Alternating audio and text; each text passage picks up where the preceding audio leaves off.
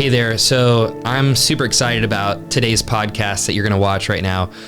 Sammy and I had a very in-depth discussion about vulnerability. Vulnerability is near and dear to our hearts, and it's one of the keys for the reason why we found so much healing in our lives, in our relationships, in our connection to God.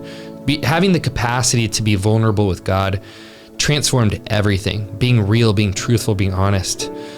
Being able to experience love in the midst of our biggest exposure, learning how to do that in relationships, learning when it makes sense and when it's inappropriate, learning how to do that as leaders when you're influencing and not prostituting your heart from a pulpit or on your platform if you're a social media influencer.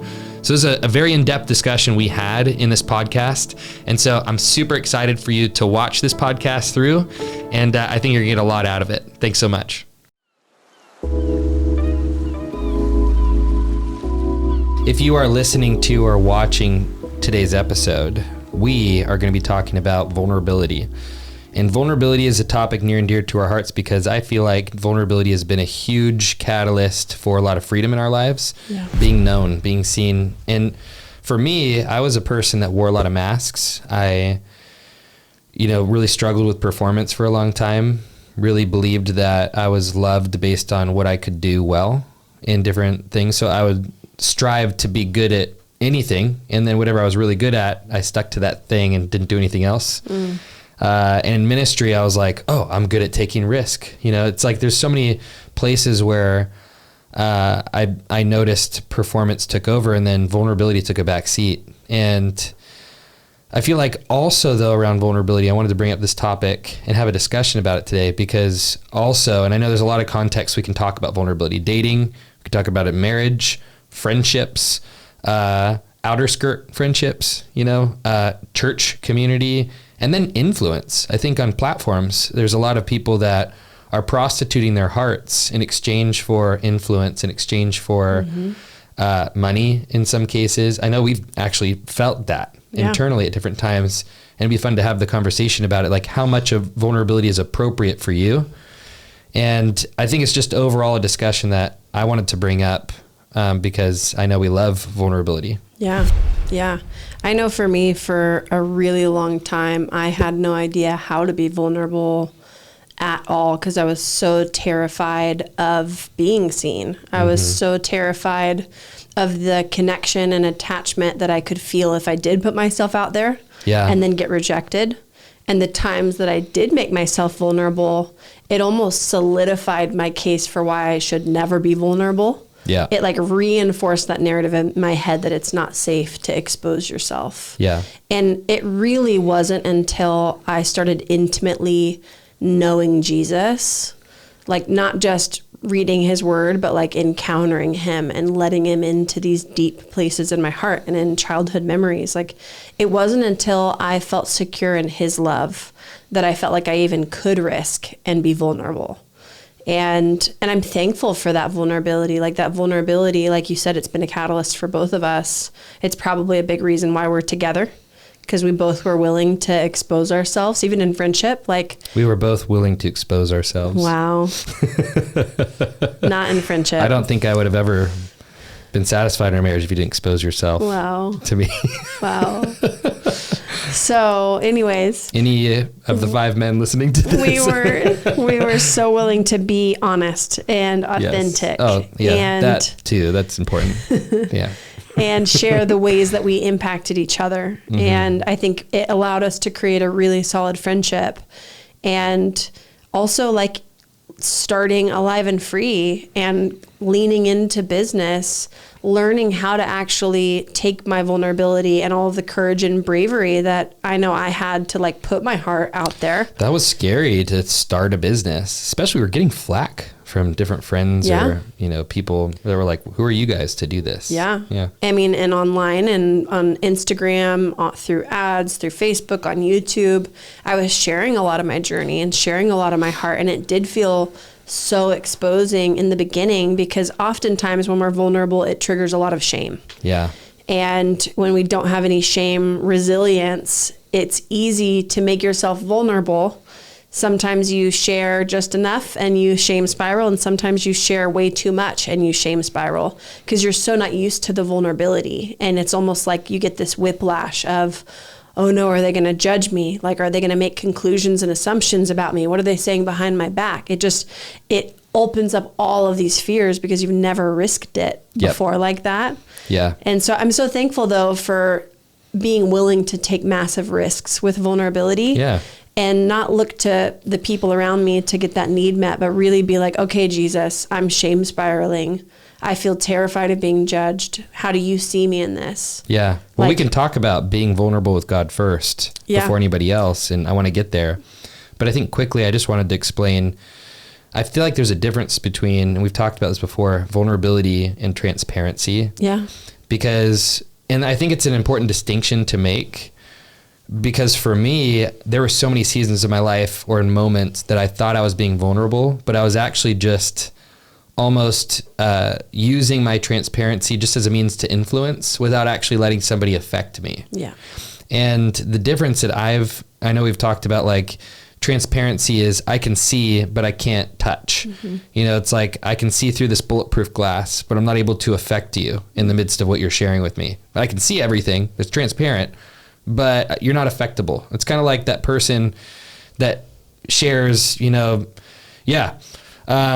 so, and I had an affair, you know, and you can just tell, like, there's no, like, you didn't let me into anything, you know, or like whatever information somebody would share. But like, I've seen people almost share something so self-deprecating or like something that would be a cause for shame or something. And then instead of sharing how much shame you feel around it or anything, there's almost like this mask of, I need to hide my ability to be affected by you. Yeah. While still showing you maybe what's going on. Yeah, and listing the logical information or evidence about it. Right. And trying to hold back any feeling or emotion, or maybe you're unable. I think a lot of people aren't connected to themselves and don't allow themselves to feel. So they might think they're being vulnerable, but they're sharing logical facts. Yeah. And they can't connect to the pain. And so there's no actual emotion that's coming out in that moment. There's no, I'm going to share this and let you know how it impacted me.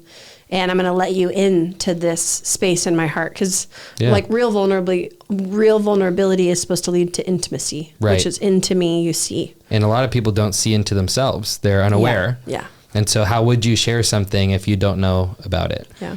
And I think too, this is important to note, I think about some different Christian circles, is that it's not super conducive to vulnerability either. You know, like I think sometimes, like you were just saying on the same topic, we're taught to believe feelings are bad. You know, I've heard so many times in the Christian church, love is a verb, love is a verb, love is a verb. It's not about feelings. You know, it doesn't matter if you feel it, just do the thing. And I understand what they're getting at. It's like, don't be led by your feelings. Don't let feelings be your God. I'm 100% on board with that. Mm-hmm. Like, I'd be stupid to not say that. And there's other people that I see are like, you're like destroyed by your feelings. Your feelings guide you in your life. You're on a roller coaster all day, every day. And that's a different style of coaching with those people where it's like, okay, let's talk about boundaries within your life and what to trust in. Yeah, teach you how to manage your emotions and how to navigate them. But when we turn off our feelings like that and we convince ourselves that it's bad or it's wrong, we convince ourselves to not have pain, to not share it, that we have to be at this certain point in our Christian walk to be good enough to be a lovable son or daughter, blah, blah, blah. We're missing out on God's love activated in our hearts to change and transform us. And we've talked about this so many times, but you know, in my life, I really connected with the woman caught in adultery because of how exposing my sexuality, my sexual addiction was, and how painfully shame-bound I was in that struggle for so many years. But then to see that story, like this is the representation of God the Father, and he loves her in her most vulnerable position she'd ever been in her entire life. Truly vulnerable, physically vulnerable to punishment. She's about to lose her life. And just because these guys wanted to teach her a lesson, teach Jesus a lesson. And she was caught in the act of adultery, meaning she was naked and thrown in the town square in front of everybody. So that's what they think, yeah. Fully exposed. Right. That is what like theologians think happened. And it's crazy like to see that that's the way God responded to it. Wouldn't that be a healing moment for someone to be able to be vulnerable again in the future? You know, to know, oh, I was so exposed and I was only ever met with love. Yeah. Man, maybe I really could share more. Maybe I really could open up more. And sometimes I feel like when we're being vulnerable with people, we place an expectation on our vulnerability. You know, in friendships and marriage, I know we've both done this, where we share vulnerably, and then if the other person doesn't have capacity or doesn't know what to say or respond, then it's almost like, I was just vulnerable with you. And it's like, then it's a more self-protection afterwards. Yeah. And it's like, how do you get to that point where you are living vulnerably, but not overexposed and overly vulnerable to where you've given somebody permission over your entire set of feelings? Right. You know? I think it's almost easier. I mean, I'll say this about us because I think vulnerability is easy for us in marriage, relatively speaking. I think it's almost easier in marriage though, because for me, this is the person that you are fully devoted to, that's knowing you inside and out, the person that you're willing to work through everything with. So for me, in the context of marriage, it feels easier because we do no secret policy. You know, we are honest about everything. We share the way we impact each other. We're willing to work through everything. What gets harder for me is in the context of friendships, of like, how much do I share? And when is that appropriate? And that felt hard for me in dating too, before I was married, obviously. Yeah. Whenever I date, you know, in my free time. Well, I remember like you'd share things at different points and I'm like, okay, I think you're feeling something, but I can't tell. Did that hurt your feelings? Like, I can't tell. And then all of a sudden it's like, yes, that hurt my feelings. And I'm like, oh God, I had no idea. Like, why were you I didn't know why you were offended. I had strong girl up, you know, like strong Sammy was their protector. Yeah. But I never felt safe enough to show people that they actually impacted me. And you know, if I think about what was underneath that, like one is that I never felt safe to attach to people because I had such broken attachments throughout my whole childhood. Yeah. And I also learned that when I was vulnerable, that people would hurt me and reject me. And so I was always fighting to not feel vulnerable. I always wanted to be strong because there was some like lie and illusion and belief that I carried that it was like people want me to be powerful and strong, and then they'll be attracted to me, and then they'll like want to stay connected to me, and then I'll get secure attachment. But if I show emotion, then that means I'm needy, and I might feel like I'm pulling from them. And if they feel that and they get drained by me, then that means I'm a burden and that I won't be loved. Yes. You know, it was this whole web that honestly, it took me years and years and years to heal from. And I'd say I'm in a place now where I have a healthy balance of knowing when to make myself vulnerable and when to have healthy protectors without being in self-protection. But yeah, it's like marriage, it feels like there's no rules and boundaries around your vulnerability. You see everything. And in relationships and friendships, you know, and even, you know, online and social media, I really had to learn what it looked like to have healthier boundaries around my vulnerability. Because there were, I'll talk about friendships, like even in the last couple of years in the friendships that I was building, I had so much healing I'd gone through. And my heart was so ready to attach again. And I was so willing to make myself vulnerable. And I wanted to pour in my heart and soul so I could have really solid friendships. Yeah. And I believed that I could create the culture, you know, to have that deep connection in my relationships. I just thought like, I can lead us in this, and I can cultivate this culture in our relationship where we share with each other and we let each other in. We share how we're being impacted. We have hard conversations. And I fought really hard for that for years. And I learned in the last couple of years that just because you put in the work to create a culture and lead other people doesn't mean that other people will want that. Yes. And that's good. And I had to make it. Well, it's not good. It's important to know. It's like, that's so good. I love that. Yeah, that it's happens. like I had such strong values for these things, and the people that I was investing in shared their appreciation for those things.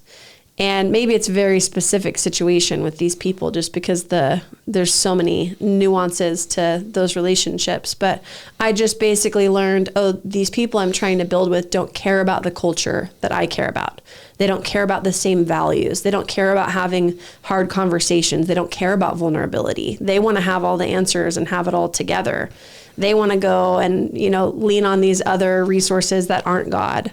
And so our values were so different. And so part of it was just learning like, I can't create culture just because I want to, and just because I have a value for these things. Like, it doesn't mean that other people in my life will want the same things. You can't impose your culture on someone else. Yes. And so I had to be okay with risking as long as I did, and then facing the pain and disappointment and the rejection that it triggered in me whenever I came to the place where I was like, we don't value the same things. And I'm no longer going to be the one putting in the work to cultivate these types of relationships with people that don't want it. Mm-hmm. And so, now I'm in a posture where I have different values that I'm looking for in the people that I'm going to invest in. Yeah. One of those being that they need to be in love with Jesus. Not saying that someone has to be in love with Jesus to be my friend, but for me to fully invest, I think that at least in this season, there's a part of my heart, because I've had so much need for strong community. There's a part of my heart that's like, I need those people to love Jesus. And to show me that they're in love with Jesus through their life lived, like their willingness to have hard conversations, which is a part of Christianity. Like that, I don't know that verse, but leave your gift at the altar and go and be reconciled to your brother. Yes. Where is that from? Do you know? I don't remember. You don't know. Well, Spencer doesn't know the verse. Okay. Is this camera not super crooked? It's just fine. It looks really crooked to me. It is, but it's because it's angled at you. Okay, great. Yeah, so like that value of like, I'm actually going to live out this Christian principle of like, I'm going to lay everything down to go and make amends with my brother or sister. Like that is so important to me, because for me, it's like, if you can't have honest conversations and work through things, and if you can't create safety for me and my vulnerability, we probably won't get very far. I think that that's something that needs to be reciprocated. If you're bearing your heart and soul to someone and sharing all of your pain and all the ways that's impacted you, and they can't even validate you, they can't hear you, they don't even acknowledge your vulnerability, like they just, pivot or shift gears or whatever it is, that's probably an indicator that that person doesn't know how to create safety for you. So let's slow this way down right here, because I can imagine a lot of people hearing this and you say that are like, yeah, that's why I cut this person out. Right. Or yeah, I should cut this person out. Yeah, gosh, I should just do it. That was going to lead me to my next point. Oh, perfect. My next thing that I was going to say, though, is those are conversations to be had. Mm-hmm. Where it's like, if you're vulnerably sharing and they don't know how to meet you there, they make it about themselves. They are self-protected, or they're, what's that word? Like resistant. No, what's the right word? Whenever you're like sharing your heart with somebody, defensive. There we go. And they're just defensive. Never felt that before. Those are conversations Spence and I have to say. Was that literally yesterday? Yes, yesterday. Where something happened. I was like, here's why I'm defensive, And I had to just say, like, I'm in more pain now, because it feels like when I brought that up, you were just defending your side of it, Mm-hmm. We had a good conversation about that, though. In those moments, though, in those relationships. I got peanut butter stuck in the roof of my mouth. Okay, LaFleur. It literally sounded like someone clicked slow motion. Go ahead, Ricky Bobby. You can share what you're going to say, Ricky Bobby. I mean, your words you just said, it sounds like you got peanut butter stuck on the roof of your mouth. Anyways, as I was saying, relationships. Wow. Instead of making a conclusion about who that person is or the quality of relationship you could have based on how they reacted. Or looking for reasons to cut people out. It's pausing, getting that need, whatever you were needing from them, the validation, the attunement, the creating safety. It's pausing, going and getting that need met by God. Yeah. And then coming back to that person in vulnerability and sharing with them, hey, whenever I was sharing X, Y, and Z, I was trying to be vulnerable with you. And it felt really painful when you made it about yourself, or whenever you were just defensive, or when you didn't acknowledge or validate any of my emotions. I think that those are some things that I might need in this relationship to start to feel safe to keep bringing my vulnerability to you. Is that something you feel like you can meet me in? Yeah, I'd even bring in like more disarming language too, because like sometimes even in those types of conversations, it can sound like, you know, there's still blame coming in. And I think being really cautious about blaming somebody for your pain at all is really important. And I'm not saying you're doing that right there. It's a perfectly okay way to say it, but you were blaming me. I think you really failed. You just blamed me when that you fake interaction said that. That was so important. It's hard when you're not in the moment though either. You're just making stuff up on the spot. Yeah, exactly. But I think in a context like that, it's going, hey, when I shared that, when you said this, I started to feel defensive because that communicated to me that you matter more than my heart. And I'm not assuming that's your heart, but that's what it felt like to me. And I began feeling incredibly unsafe sharing things like that. And the story that I'm telling myself is that you don't actually care about my pain, and you don't care about how I've been impacted. And I'm not saying that that's true, but that's the narrative that's happening for me. And I'm only sharing this and getting super granular with it because I have heard so many people walk away from, oh, now I have this new tool of boundaries, this new tool of conflict and confrontation. And so they start having these conversations very poorly. And they wield it as a weapon. And it can easily become an excuse to project all of your pain onto a person that's actually safe within your environment. Yeah. And holding them responsible for things they had no influence over. It's like, we've talked about this multiple times where we'll be triggered in a moment and it's like, okay, I can take responsibility for a level of how I affected you right now, but there's something else going on I can't take responsibility for. Yeah. Like, this feels like a lot for me. I don't know if there's like dad stuff coming up for you or whatever it is, but I can't take ownership or responsibility for that. The look in your eyes while you're like acting this out is making me so uncomfortable. Why? Because it feels like we're in it? I don't know. It just makes me really uncomfortable. The way your eyes, it hurts me. Like I'm cramping. Like my stomach, I hate it. Yeah. Like that? The story that I'm telling myself right now is that no, I'm just kidding. I wish I knew what my eyes looked like. It was uncomfortable. I'm so sorry. He's such an actor, you guys, that he'll I'm like fully embody. I have embodied the person in that moment. Yeah, it makes me uncomfortable. Yeah. So because of how good at acting I am. Makes you uncomfortable. I would Leonardo say DiCaprio. You're theatrical. A good actor. Drama, baby. Yeah, totally. A good actor. Full of yourself. Yeah, so confident.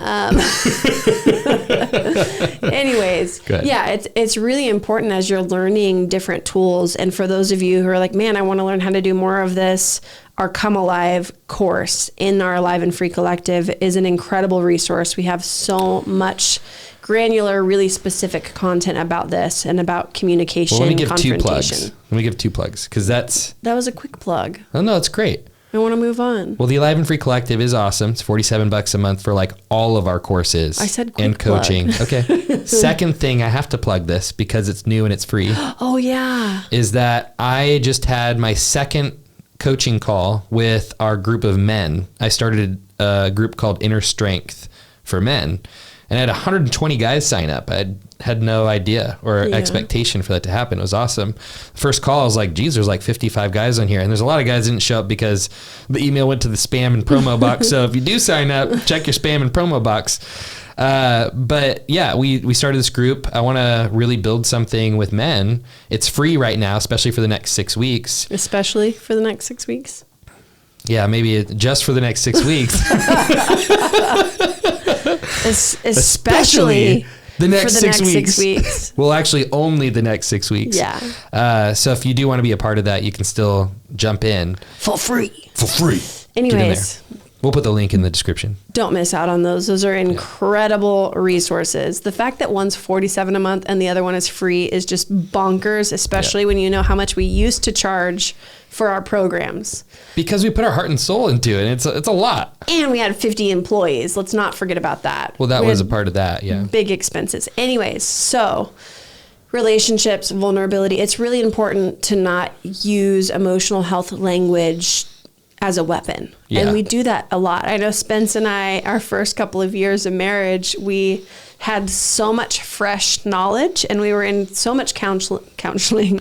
All right, Sean Connery's here. Go ahead and share with us, dear. Lord help me. Share with us, dear. If y'all knew what our week has been like and how little sleep we've gotten, Oh, man. you would just be in pain like I am right now. Only you parents understand what we have gone through, or some of you people that have had like crazy drug pasts where you didn't sleep for like an entire month. I'm just kidding. Anyways, what was I saying? You were saying... I'm Sean Connery. What Sean did I Connery, Sean Connery?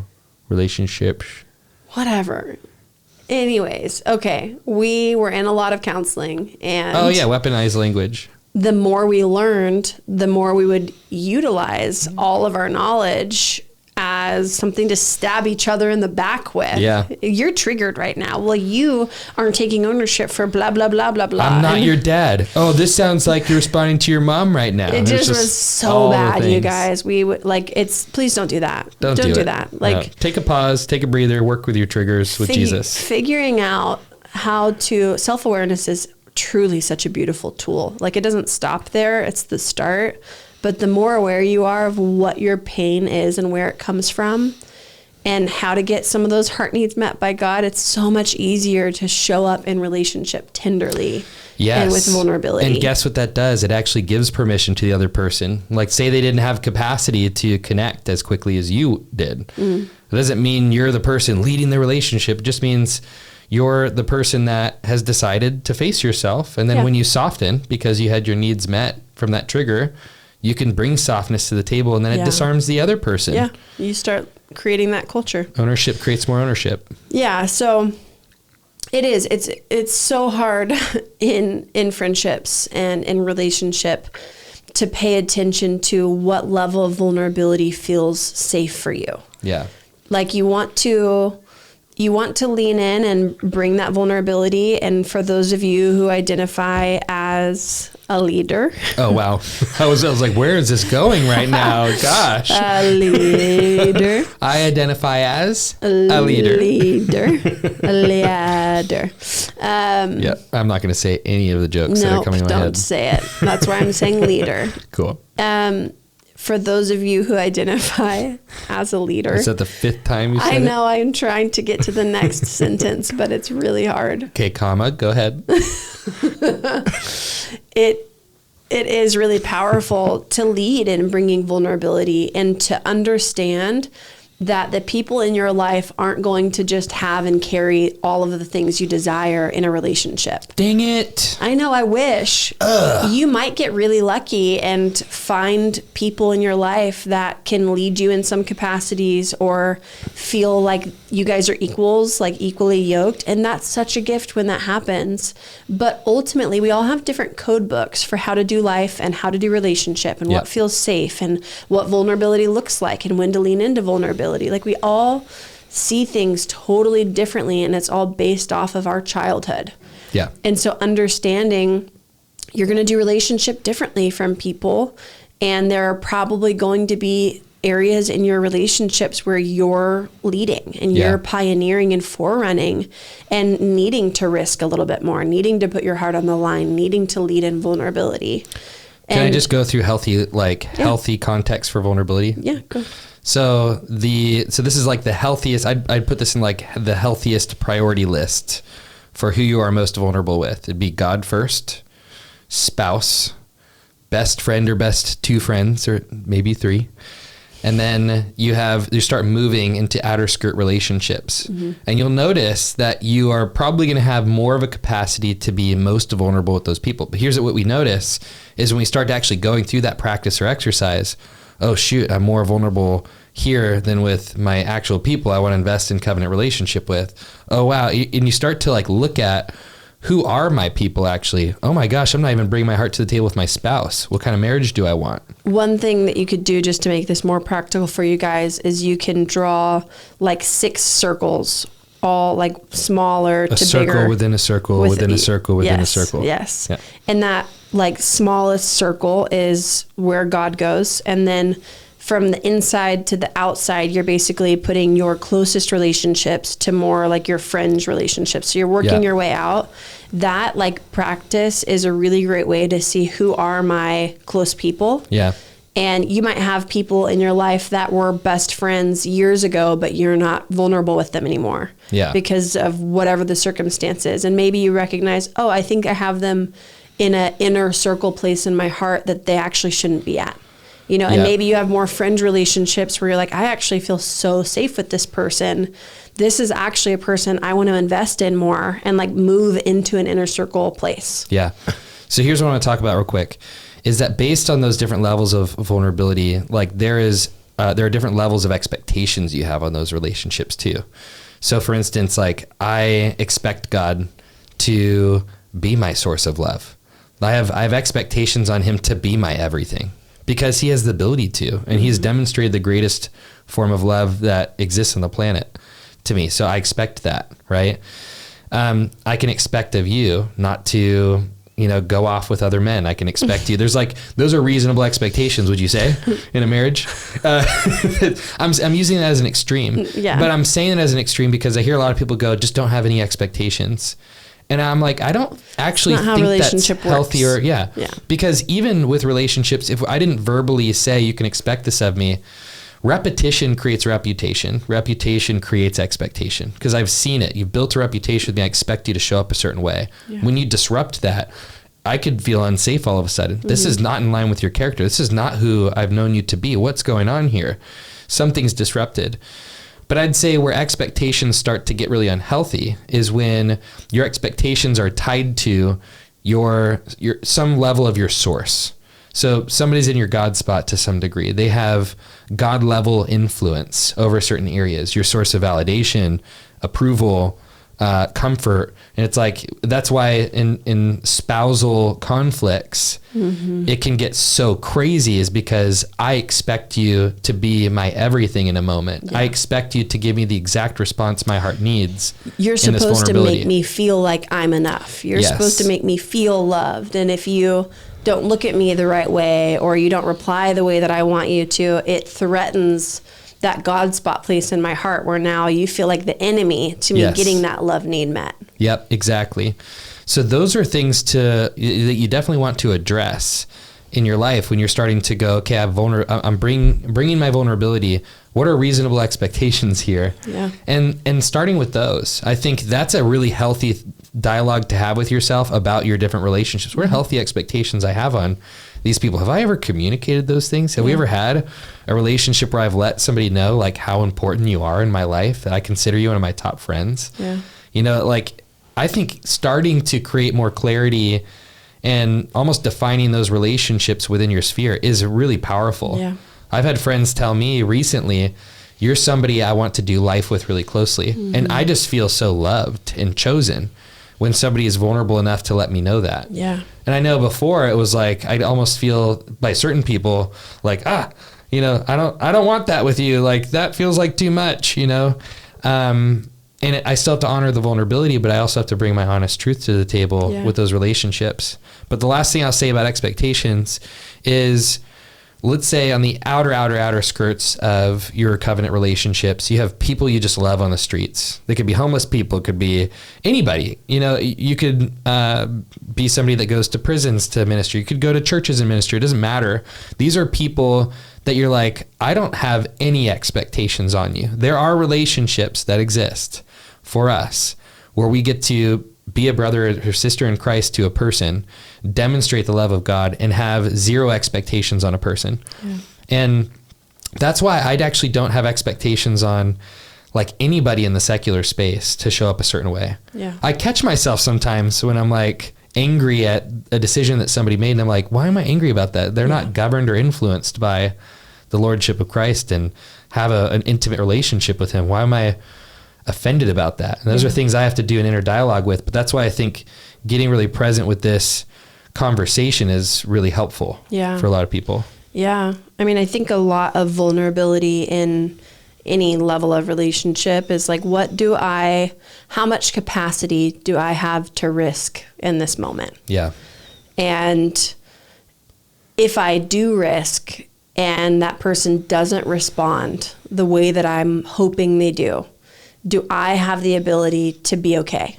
Do I have the ability to pick up the pieces and go back to God? Do I have someone in my life who is safe enough? You know, that consistent person who I know will love me in my mess. Can I go back to them after and be loved in my vulnerability? Like we as humans are so wired for attachment. Like it is the number one thing in our brain that we need is attachment. Yeah. And literally from the time we're in the womb and all through our adult life, we are constantly looking for how to attach and where we belong and who feels safe. What's the most powerful experience your brain can have? Yes. Is attachment. And so recognizing it is really important for you to have a couple of people in your life, at least one to two people in your life that you do have close relationship with, that you can go to. I'm reading this book called Hold On to Your Kids. And it basically is talking about the importance of kids having a really strong attachment with their parents and not with peers. Because the scariest thing for the human brain to walk through is disorientation. So not having the stability of that one person you look to be your compass, basically. You know, so if Spencer is one of my primary attachments, now he is my compass. And if I'm feeling triggered, insecure in my friendships, it is so good for my brain and my heart, my attachment system, to have Spencer to go back to be like, oh, okay, this is what's true. You're my compass. I know I can look to lean on you in this area. And so recognizing it's important for you to have a few primary attachments that you can lean on and look to. And you'll actually draw strength from those attachments to risk and form new ones. Those covenant relationships. And a lot of people, I think that's weird language. I know we were introduced. If you didn't grow up in the church, it's covenant relationship. What's that? Well, I didn't even hear about that at all until I went to Bethel, the ministry school. You weren't a good Christian. I wasn't a religious Christian like you. That's where we're going. Yeah. Baptist boy over here. Just kidding.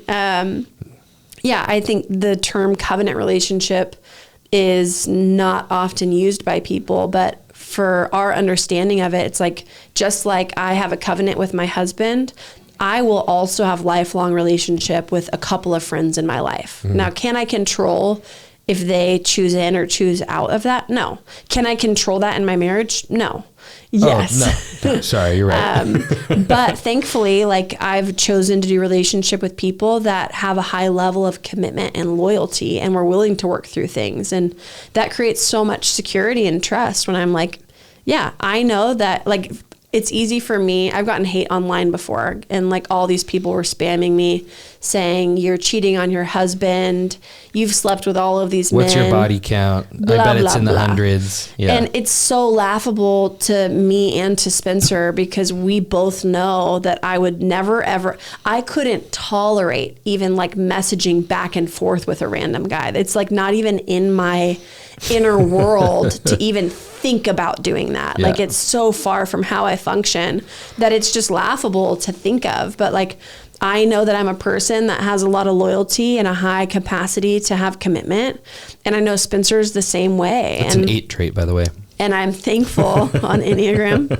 And I'm thankful for the people in my life where I know their character so well to be I know that they will make powerful decisions. And I feel so secure in our relationship because I know we can work through anything. Yeah.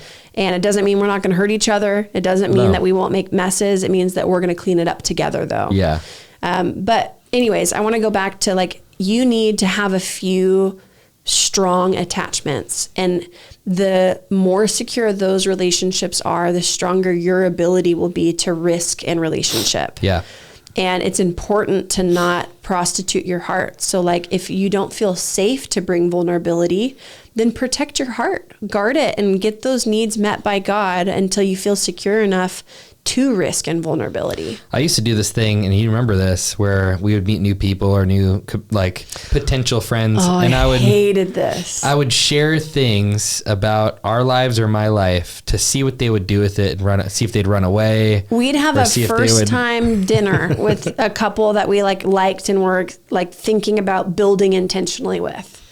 And Spencer would just sit his little white butt down at the table and share the top 10 messiest moments of his life. And I just was like, this is not an accurate representation of who we are. Like, why are you sharing these weird stories from the messiest seasons in your life? And it was a dysregulated part of me that was trying to push somebody away early. Yeah. So I didn't have to go through pain with them later if they left me or rejected us or whatever. Yeah. And that's an interesting way to use almost some like level of vulnerability too, in a manipulative sense, to protect yourself. Yeah. That I used to do. Yeah. Hated that. Yeah. And then I'd say like too, another big one, as we become coaches, you too. Welcome to the club, baby. It's because we haven't slept. The 4 a.m. club. Yeah. The not sleeping for 4 hours in the night club. I'd say, what was I saying? As we've become coaches and we've grown in our influence, leadership, I've spoken on some different stages for like big churches. I know you've been in front of churches. We've done ministry on the streets. We've been leaders in a bunch of capacities. I'm a leader at my different businesses and have to do meetings and lead meetings. You should list a few more things. And I'm pretty great. Here, all of my accolades and credentials. Yeah. Just to prove to you that you're nothing am a and leader. I'm great. So. Yep. And I don't use that The podcast is over. To really. cover my little man syndrome. I was just waiting for this one moment to let you know. The truth is, I feel really small, and so. Anyways, you're a leader. So I'm a leader. We know. Okay, let me share those things again. So one area, I'm a leader. I'm just kidding. But I think in that whole journey where dog dad, I'm dog dad. I'm dog dad. Yeah, I lead my dog on walks. Tell her to sit. Yeah, she starts pulling ahead. I'm like, no. Who's your daddy? Step back. She knows to back up when I say, "Who's your daddy?" I'm alpha. So that's good. I think learning to protect vulnerability in those cases is important, because it's so easy. You're just lost in the moment now. You can't even move past it. Keep going. You should grow up, okay? I'm just smiling. Just mature. Smiling's my favorite. What's your favorite color? So I think learning as a leader to protect your vulnerability for places that are actually truly safe is important. You know? You're like, because I've done this before, where I'm like, I really want to drive home this point, and I'll share something, and I'm like, why did I share that? That's a fresh thing for me. Yeah. That was reserved for my close people and their impact on me. But now I've diminished what my heart needs, and I've actually violated my heart to a degree. And now I have to take ownership because my heart feels disconnected from me. Yeah. It's kind of like if your friend over coffee shares something with you that is really vulnerable, and you take that information and you go and you share it with somebody else. Is that person going to feel safe with you again? Probably not. And that's a level of violation of trust. And we do that with ourselves all the time because we're unaware of what our hearts actually need. I mean, I can think back to when I was trying to be like a content machine a couple of years ago. And we had to do a Facebook Live once a week, sometimes twice a week. I needed to do a 20-minute YouTube video. I need to be posting on my Instagram stories. Like, there were all of these things. And we had a weekly live webinar for 2 hours. A weekly live webinar. Weekly live webinar. That was pretty great. And weekly live webinar. And several coaching calls. And then I was leading our team once a week. And then I was leading my department once a week. So there was all of these moments where I was needing to put out content around emotional health. And there's only so many freaking things I can go through in a week. Yeah. and then talk about it for 15 hours, you know? And I got to a point when I was sharing content that I felt like it was like, okay, it's 1:00, dance monkey dance. Oh yeah. Create more that. content. I remember that. We have to, the content calendar is ticking. Like, you got to post this by Thursday. We had like thousands of ads we had filmed too in that period of time. Yes. It was a lot. There were so many different things happening. And I'm sure there's a lot of you listening to this that maybe you've dabbled in social media, or maybe you're leading a team and you felt this on a smaller scale. And same goes for ministry too. But like, I just got to this point where I felt so violated because I was trying to come up with fresh stuff all of the time, because I didn't want to share things that happened years ago. It didn't feel relevant anymore. And then the thing that happened this week felt fresh and it was on my mind and I felt more connected to it. So it was easier to talk about. And I got to a point where I just felt like I was putting my heart on the line over and over and over again for the sake of our business, and to help and create influence in other people's lives or to give them breakthroughs. And I was violating myself by doing that. And I had to really figure out what that line was of when it was appropriate to share what I had walked through, or what the Lord was doing in my heart, or what my encounter time with him looked like. Like, there were certain things where I just was like, okay, these are my pearls. And it's important for me to keep my pearls and to keep this thing in the secret place with just me and God, so that I can drink from it before I go and try to give water away to all of these other people. And I had to figure out, like, internally what that felt like, you know, what that line felt like of how I felt violated when I crossed it, what felt appropriate for me to share. And if I was on a calendar, like on a timeline of having to produce a lot of content, being okay with sharing something that happened, you know, a couple of months ago that was no longer vulnerable. And so in that setting, it really did become important for me to share transparently and not vulnerably. And there are things that I can be vulnerable with. Like, you guys have heard me cry on the podcast before. Like, there are ways now, because I've learned how to protect my heart, that I feel okay to share vulnerability. And sometimes I'm getting those needs so met by God that it doesn't feel like a risk to share. And I've learned how to work through the shame. If I ever share vulnerably and I feel shame about it, I've learned how to work through that and take that to God so that I'm not feeling raw after. Yeah. But it's a really important journey to learn how to navigate so that you aren't prostituting your own heart for influence or for money. I tried. Prostituting. I just hear Wilder saying, "Did you toot it? You tooted? You tooted?" Our friend Talia was over the other day and she sneezed, and he looked at her and he goes, "You tooted?" She goes, like, "No, just sneezed." Auntie, you tooted? Today, before we were coming on the podcast, he was waving a spatula around, jumping in the air and twirling, saying, "I'm a fire dancer." Fire dancer. I'm a fire Which they dancer. have fire dancers in Hawaii that actually like have these flaming sticks where they spin them around like crazy. And So we do like sunset walks, and it's like next to all these resorts, and he sees them fire dancing, and he was a fire dancer tonight. It was the best. well, it's funny because you like know the context. Like, where did you learn that? Oh yeah, you asked me. What dat? And it's like, that's a fire dancer. Now we see where that question led. Yeah, I love it. I think I want to be one of those. It's so sweet. He's the best. Anyways, yeah, like knowing when it's appropriate, sharing, you know, transparently, but not always bringing your actual vulnerability if it's a violation to your heart. Yeah.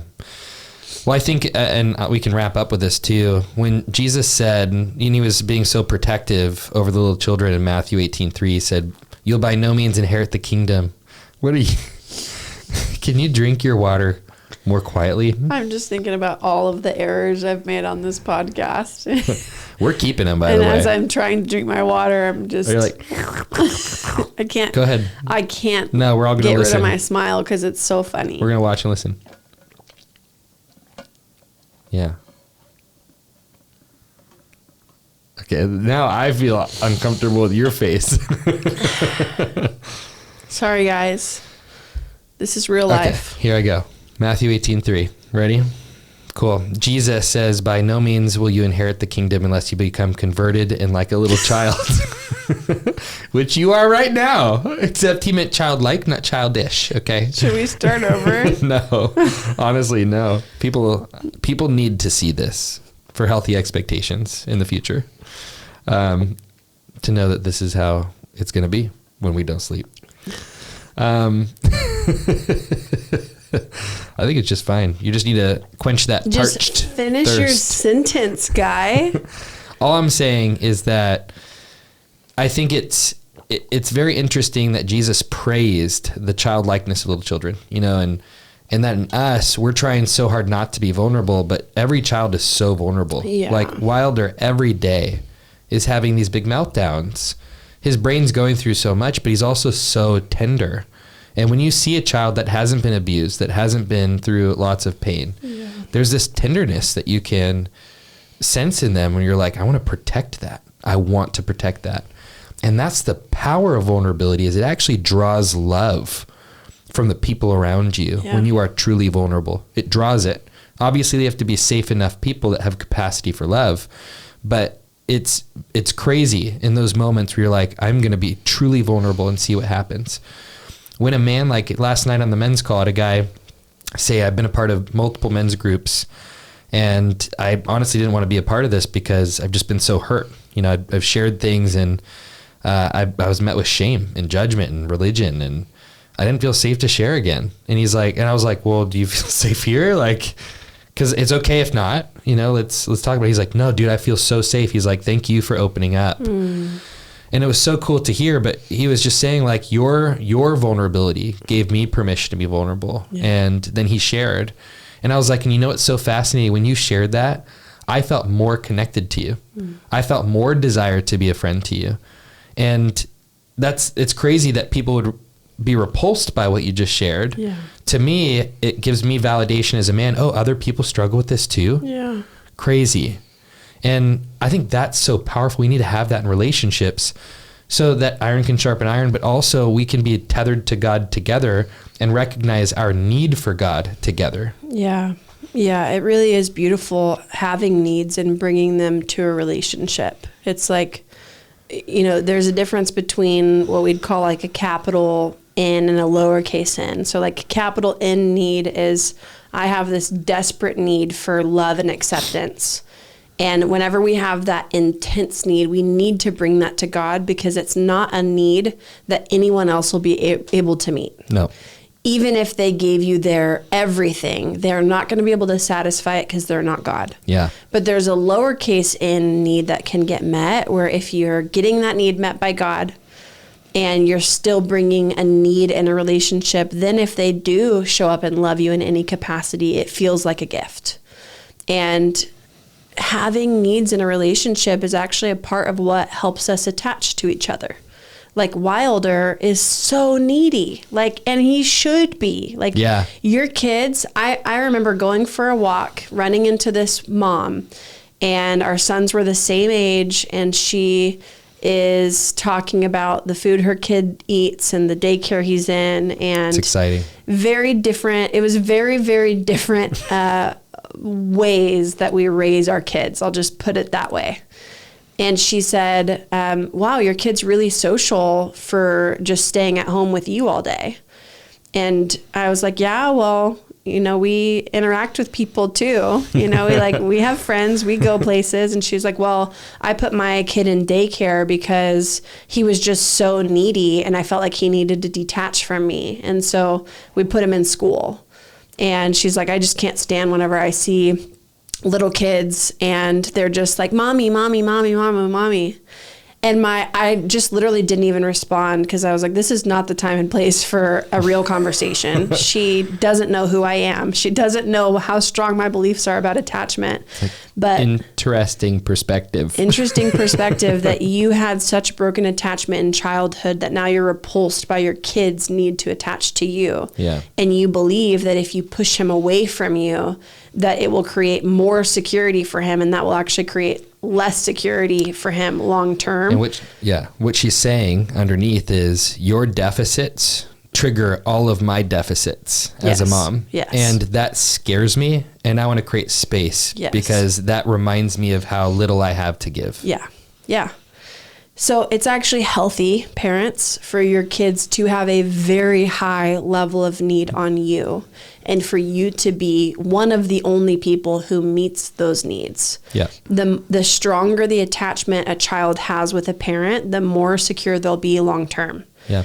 And you don't want your kid to break away and have full independence until they are an adult. Like, you truly don't. The level should decrease naturally over time, but you shouldn't have to push your kid into daycare or preschool prematurely because you don't want them to be so needy. It's like the more needs they have and the more they get met, the less needy they'll actually be. Yeah. But that's what helps us attach in relationship, is my point. And it's scary though when we have needs and we have strong association of bringing those needs to the people in our lives and them not getting met. Mm-hmm. And that's something that we need to get heart healing for. Yes. To feel safe enough to try again in the future, because you won't be able to thrive emotionally unless you have some secure relationships in your life. Yep.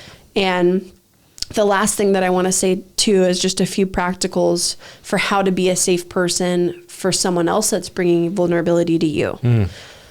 One thing that you can do if someone is ever sharing vulnerably, whether they have, something that they're working through in their life, they have a belief that's coming up, they have big emotions, they're sharing vulnerably with you about how they feel, you can always attune to them. So like sharing and validating, like, hey, I see that this is really painful for you. Reflective listening, validation. I hear you saying this, and this, and that makes me so sad that you're walking through that. Like, I feel for you. Yeah. Is there anything that you need in this? Do you want me to just listen? Yeah, it's a great question. If you can be a friend that says, hey, do you want me just to listen, or do you want any input from me? What do you need from me? Because I don't want to overstep with whatever you're sharing.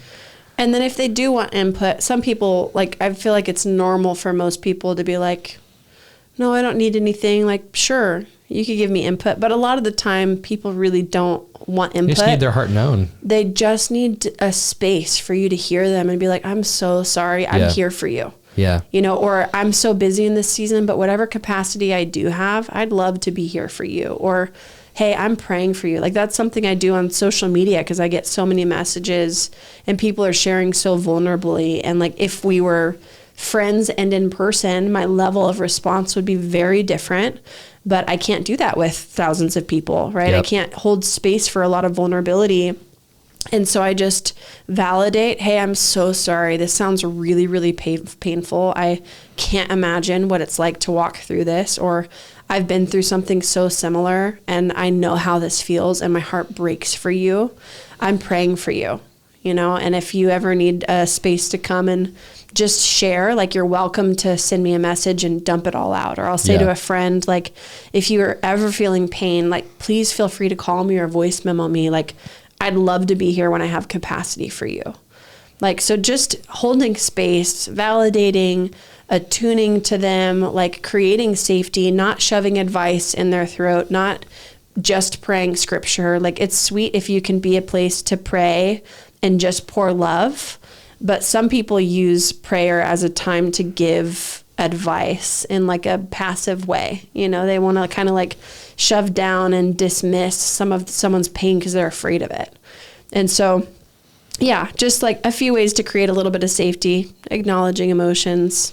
Yeah, the worst thing you could do is just fix somebody, rush to fix. It's like, yes, no, let me share the truth. And it's like your need to share the truth with somebody. Yeah. And it's like, no, you share the truth in love. Yeah. Okay, so what did Jesus do with the woman caught in adultery? Did he rush to, okay, go and sin no more, so they don't hold stones against you anymore? This is gonna, no. He knew that she needed something else. And that's so important in the kingdom of God. Yeah. Well, should we do an Irish goodbye or we just leave? Bye. Love you guys. See ya.